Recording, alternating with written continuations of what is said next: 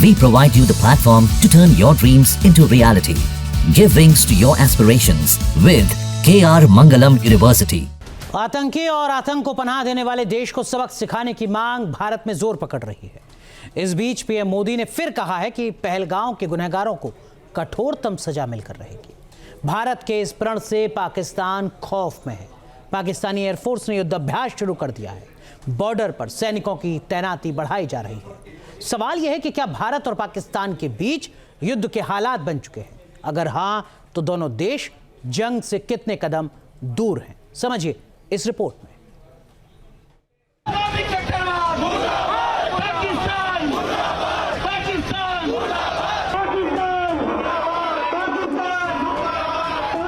पहलगाम आतंकी हमले के बाद पाकिस्तान के खिलाफ देश का गुस्सा बढ़ता जा रहा है।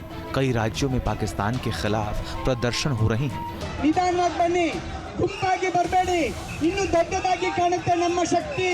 सब सिर्फ यही मांग कर रहे हैं कि पहलगाम के गुनहगारों को जल्द से जल्द सजा मिले। देखिए, इसी चीज़ को कश्मीरियत कहते हैं। आपने देखा होगा जो एक हीनियस एक्ट पहलगाम में हुआ, उसके बाद अलग अलग हिस्सों से, हम कश्मीर की अगर बात करें, हर एक डिस्ट्रिक्ट अपना दुख एक्सप्रेस करने के लिए peaceful protest, candle light march, ये सब चीज़ें हो रही है कश्मीर में, ताकि हम कश्मीर वैली से एक बहुत ही पीसफुल मैसेज सेंड कर सकें, एक स्ट्रॉन्ग रूटेड मैसेज भेज सकें। हम आज यहाँ जमा हुए हैं इसलिए कि कड़ी से कड़ी हम मजम्मत कर रहे हैं इस वाक़े के बारे में। हम हमारे चेहरों से आपको लग रहा होगा कि how we are very saddened about this, because इस चीज़ की वजह से कश्मीरियत पे, पूरी इंसानियत पे इनका कत्ल हुआ है। आतंकी हमलों के खिलाफ सिर्फ देश में ही प्रदर्शन नहीं हो रहा, विदेश में भी बसे हिंदुओं का खून खौल रहा है। मुर्दाबाद! मुर्दाबाद! कनाडा के टोरंटो में हिंदू संगठनों ने पाकिस्तान की कायराना हरकत के खिलाफ आवाज बुलंद की। हम लोग विरोध प्रदर्शन करने के लिए आज यहाँ एकत्रित हुए हैं। पूरा इसमें खपरेल व्यवसाय समिति से लेके पूरा गाड़ी चालक से लेके पूरा ग्रामवासी सब इसमें शामिल है। अभी हम उसको छोड़ेंगे नहीं। 27 आदमी मारा है, जो हमारा 27 आदमी मारा है बेगुनाह आदमी को, उनको हम 27,000 आदमी मारेंगे पाकिस्तान में घुसकर। 2-3 बार हुए, एक बार उधर में हुआ, फिर इस बार पहलगाम में हुआ। इसमें जो है मतलब हम बहुत दुखी है। आर या पार, बेशक हम जो है मतलब मैं रिटायर हो चुका हूँ, एज ए रैंक ऑफ सूबेदार में रिटायर हो चुका हूँ, फिर भी अभी भी हमको बंदूक देंगे तो हम सीमा पर जाने के तैयार हैं। कश्मीर में जितना भी हम लोग का हिंदू भाई बहन लोगों को मार दिया गया है, उसके विरोध के लिए हम लोग यहाँ पे खड़े हुए हैं।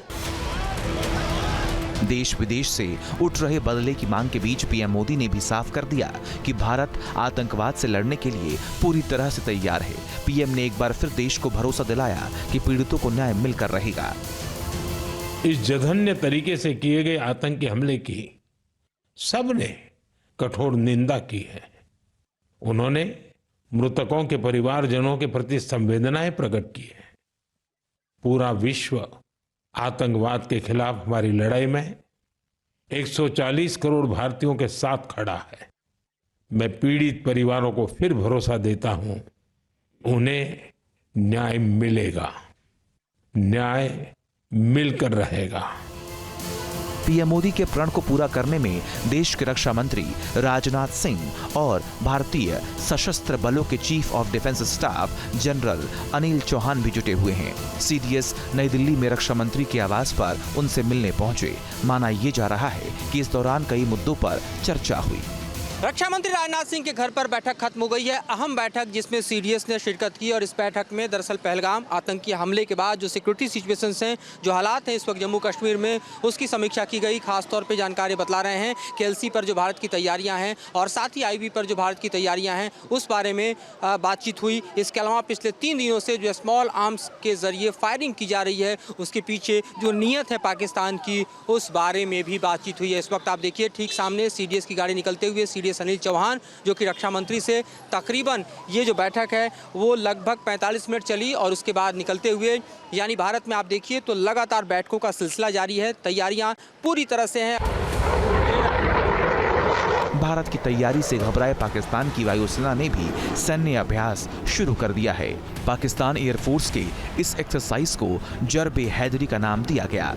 पीएएफ के इस अभ्यास में लड़ाकू विमान हिस्सा ले रहे हैं। अभ्यास में J-10C, J-10C, vigorous, dragon, F-16 fighting falcon, JF-17 thunder, HQ-9, हिमाट सिस्टम, AEW एयरक्राफ्ट हिस्सा ले रहे हैं।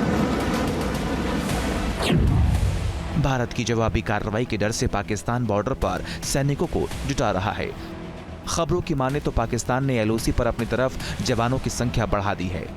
POK के मुजफ्फराबाद में पाकिस्तानी सेना का मूवमेंट देखा गया है। पाकिस्तानी सेना भारत से लगी सीमा के पास भारी मात्रा में हथियार भी जमा कर रही है। टैंक और बख्तरबंद वाहन बॉर्डर के पास पहुंचाए जा रहे हैं।